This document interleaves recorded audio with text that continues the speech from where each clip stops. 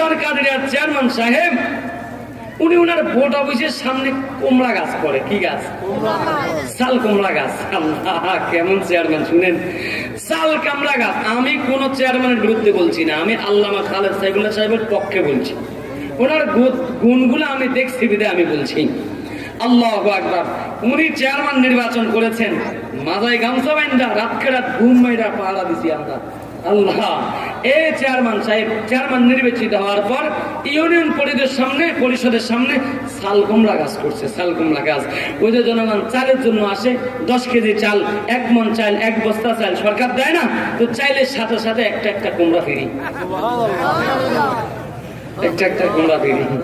বুড়িয়া আমরা কেউ একতে পারে না, বুড়িয়া